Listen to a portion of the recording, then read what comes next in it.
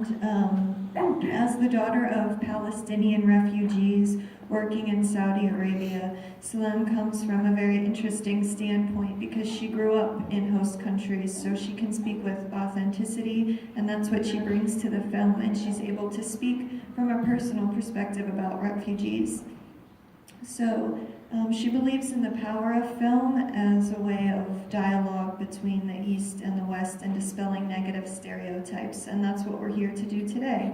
And especially because yesterday was the 6-year anniversary of the Syrian conflict, we're very lucky to have Salam here today to speak with us.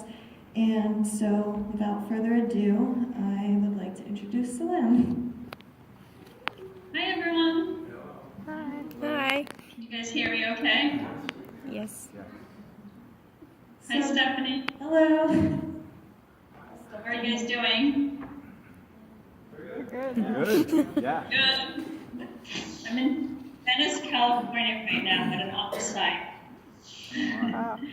So I'm at a company offsite, but thank you for having me. Thank you for Skyping in with us. So Stephanie, do you want to just kind of go through, like, do you guys have any questions for me specifically, and then I can also answer any other specific questions from the audience? Sure, does anyone in the audience have any specific questions? I can start asking if you guys would like to. Or I can talk about how the film came about. We can start with that, and then maybe we can have an update on the refugees in the film. Yeah, sure. So I didn't hear all of Stephanie's introduction, but I hope she kind of gave you a little bit of background on the film. I happen to be the daughter of Palestinian refugees and was fortunate to grow up in between two cultures. So my father was also, so I've always seen the positive aspects of bringing the Middle East and the West together, and I've always benefited from those. My father was Palestinian, but then he got his education in Lebanon at the American University in Beirut, which was a fantastic education for him and gave him the opportunity to get a job and work in Saudi Arabia for the American oil company. So all my life I've always been at the intersection of the Middle East and the West, and I've always seen positive things as a result of that intersection. When I came to the US at the age of 14, I felt like everything I saw in the media depicted Arabs in such a negative way, and that was something that I didn't really understand and wanted to take on and tackle. So I met Chris and Zach a few years back, about 5 years ago now, and when I met them, I was impressed by their first film, Living on $1, but they did, going and living in Guatemala. And we started talking about the Syrian civil war that had just been happening about a year or two into it, and I explained to them my background as being the daughter of refugees, and we started talking about it, came up with the idea of sending them to live in some city for a month, and so it would be like, 2 young Americans a month, 85,000 Syrian refugees, to kind of shed a light on the humanity and the refugee crisis. I've always felt that the media is constantly focusing on just the very few bad people in that part of the world, and because they are the extremists and they get so much attention. However, no one was speaking to the 11 million people that were forced to flee their homes, chose peace by walking away. So we wanted to share their story, the refugee story, and show people the resilience that refugees have and how they can contribute to making things better. So as you saw from our film, we were very fortunate. My parents lived part of the time in Jordan, so I was familiar with that country. I grew up visiting Jordan, and that's where I met Stephanie as well.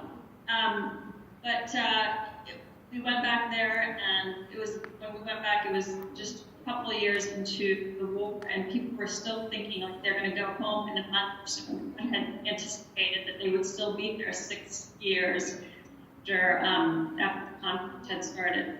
So in terms of an update, the good news after seeing the film is that Rose did go back to school, which is we were really, really excited about. It took him a while. We finished filming. He's back to school, and his child is tutoring him.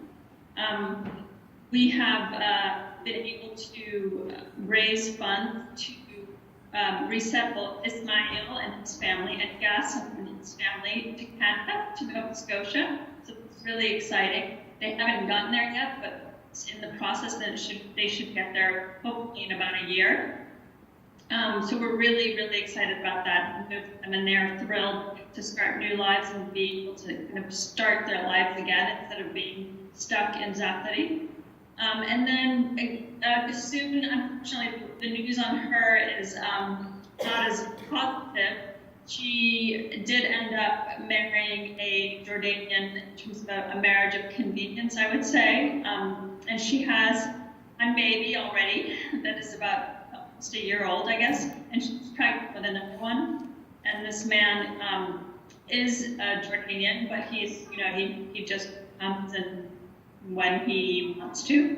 So it's kind of sad, and we're going to try to resettle her and her kids as well, but now it's a lot more difficult to take her out of the country because she does have a child with a Jordanian man. So it's a lot more difficult. But her daughter, Sanya, the little girl that you saw in the film, is about 15 years old now, 14, 15, and she's really quite depressed, and she's still in school, but I've been worrying a lot about her because I don't think the media talks enough about teenage girls and young girls who are refugees who are having to deal with this situation, and I think their stories are quite powerful, and people need to listen to those teen girls. So I've been really thinking about her in terms of if we're not going to be able to get their family resettled, then maybe we can provide for her education that is at a better school, one in Accra. So that's kind of the update on everyone. And Ali is fantastic. She's doing, she's hanging in there, but she's doing okay. And she came to our screening. We were able to screen the film in Jordan last summer, July. And all people at the film came to the screening and were able to participate in this panel discussion. So that was a really proud moment for all of us to have everyone there together in Jordan. But in terms of here we are 6 years later, and nothing has changed, and they are all still in Zathari and Mafra. Gasoon is really struggling with her finances. The Ismail and Gassim were very depressed, them and their families, but I think this news of being resettled to Canada and starting life over again has been really positive for them. So they have something to look forward to. Salam, can you tell us a little bit about how you keep in touch with the refugees in the camp? Because whenever I was in Jordan, I had access to a cell phone, and a lot of people have access to smartphones, but something my father said to me was, you have a cell phone over there? And I think that's a big misconception. I've heard people say if they can afford a smartphone, what else can they afford? So can you give a little background on how you communicate with them? Sure, yeah, I actually Skype with them. I have them all here on my Skype. I Skype and I call them. And I'm also on WhatsApp with them. They all have phones. You have to think that this is a refugee population that is very different. I guess the Syrian refugees are very different from past